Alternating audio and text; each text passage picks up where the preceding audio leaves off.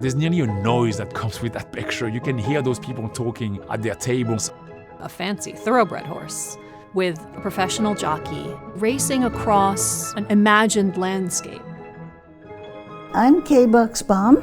I'm a mother and a grandmother, and it turns out something of an art collector. When you look at the Kay and Matthew Bucksbaum collection, there was something which was very touching when I was lucky to enter the apartment for the first time, is that you see a couple falling in love with images and enjoying their life around those pictures.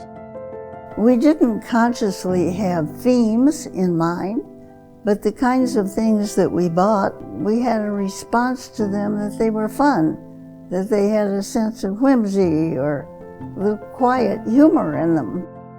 They spent years and years and years looking for the right work for their collection. And the entire collection embodies that principle. It is thoughtful and very sophisticated. Among the things that we have bought, perhaps my most favorite is the one by Dubuffet. It looks like the inside of a restaurant in Paris. Lots of tables full of people.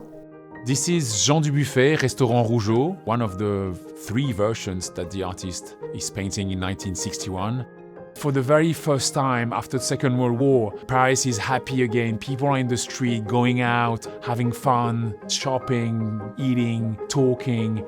And this sense of happiness has a big influence on his practice. And he's going to start the series called Paris Circus, which is now known as the peak of his career.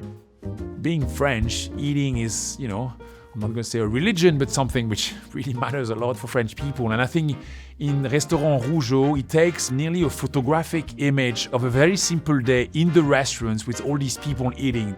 There's a table of 4, table of 2, table of 1. There's couples, there's kids, there's old people, there's young people.